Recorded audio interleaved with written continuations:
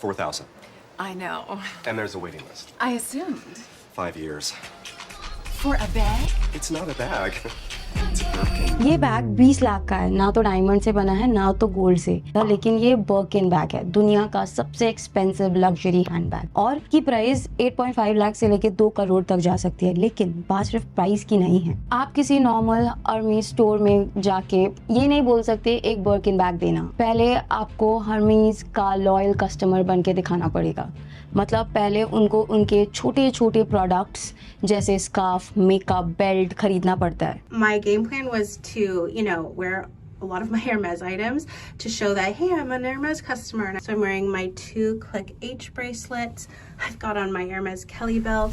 I've got on my Hermes CDC belt. सिर्फ ये prove करने के लिए कि वो लॉयल कस्टमर है, इन्होंने ये सब कुछ किया। ये बैग एक स्टेटस सिंबल है और बर्किन बैग ये एक बैग नहीं, ये बर्किन है।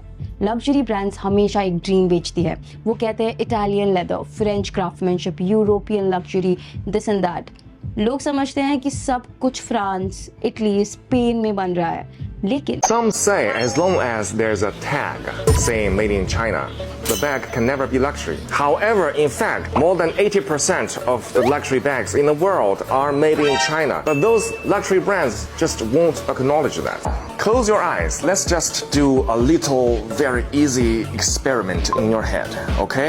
Imagine that you have Hermes bag and suddenly the label on it changed from made in France into made in China, while everything else like leathers, zippers and hardware remain the same. Do you suddenly feel that your bag is not as luxury as before? If you do, that means you have been misled and poisoned by the market campaign of those luxury brands for too long. Welcome to the real world. पिछले कई सालों से इन brand का काम majority China के factory में होता आ रहा है। लुई विटॉन के 50% बैग चाइना के 2 जगह से आते हैं, होनो सिटी और डोंगवन सिटी, और लुई विटॉन का 90% सिल्क वुली होनो सिटी से आता है। वही सेम क्वालिटी का बैग जिसका मार्केट में प्राइस हजारों डॉलर्स का है, फैक्ट्री में सिर्फ 50 USD में बन सकता है। सिर्फ $50। इमेजिन कीजिए आप लाखों रुपए दे रहे हैं एक बैग के लिए जो असल में कुछ हजार रुपए में बन जाएगा। They take almost finished bags from China factories back to their own countries and just do the repackaging and logo installing.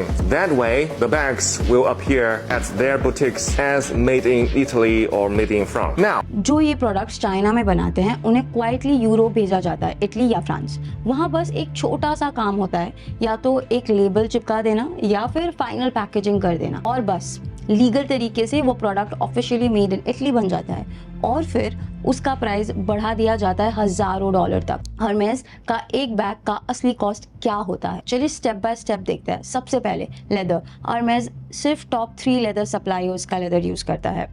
एक बैग बनाने के लिए लेदर कॉस्ट आता है 450 USD। हर्मीज का स्पेशल थ्रेड फ्रांस से आता है, रोल रॉयस क्वालिटी का। थ्रेड का कॉस्ट आ जाता है 25 USD। फिर हार्डवेयर, बैग के मेटल्स या लॉक्स बनाए जाते हैं 316 ग्रेड स्टीनलेस स्टील से, जो सी वाटर तक से ख़राब नहीं होता। हार्डवेयर का कॉस्ट आ जाता है around 150 USD।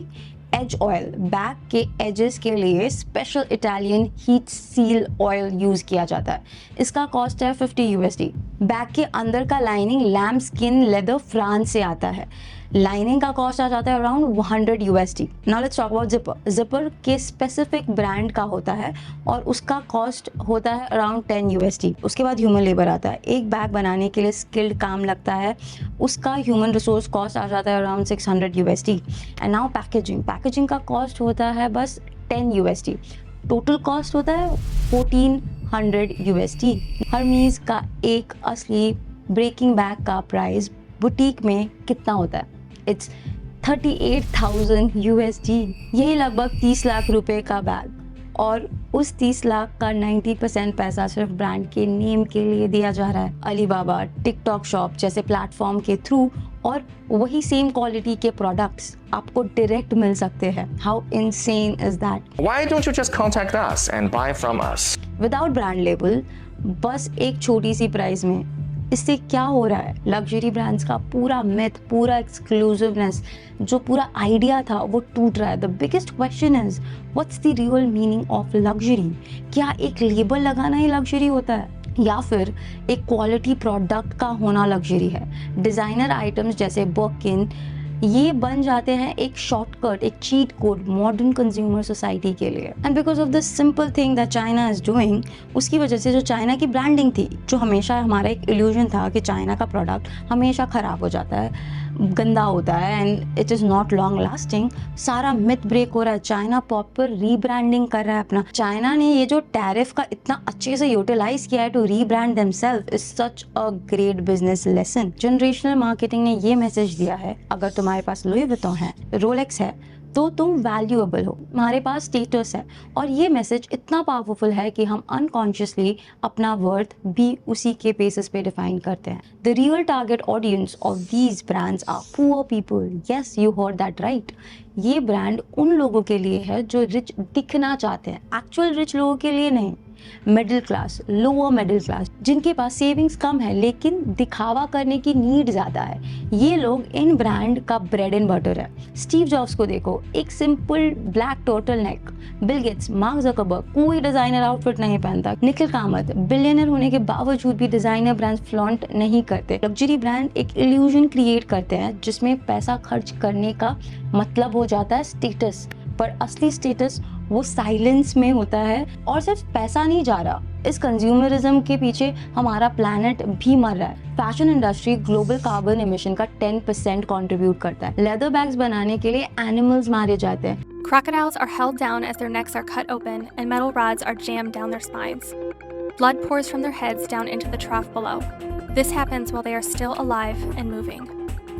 This is the hidden cost of crocodile skin bags, wallets, watches, and other items. Luxury या फास्ट फैशन दोनों ही थर्ड वर्ल्ड वर्कर्स को एक्सप्लॉइट करते हैं। And because of this India में EMI कल्चर इतना ज़्यादा ग्रो कर चुका है that India can become next America. एक रीसेंट स्टडी के हिसाब से इंडिया में सैलरीड इंडिविजुअल अपनी मंथली इनकम का 33% सिर्फ लोन EMI देने के लिए खर्चा करता है। यस, एक तिहाई सैलरी पहले से ही किसी और के नाम हो जाती है। PwC इंडिया ने हाउ इंडिया स्पेंड्स नाम का रिपोर्ट लॉन्च किया जिसमें 30 लाख टेक सैवी इंडिविजुअल के फाइनेंशियल बिहेवियर को एनालाइज किया गया।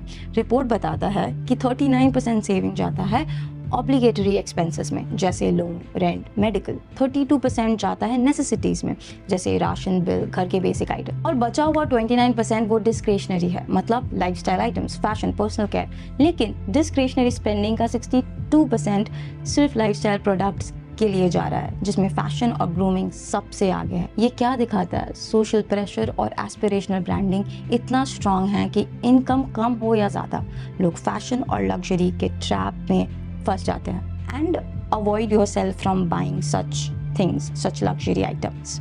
Let me know what you think about this video, and if you like these kind of breakdown, please subscribe my channel, and thank you for watching.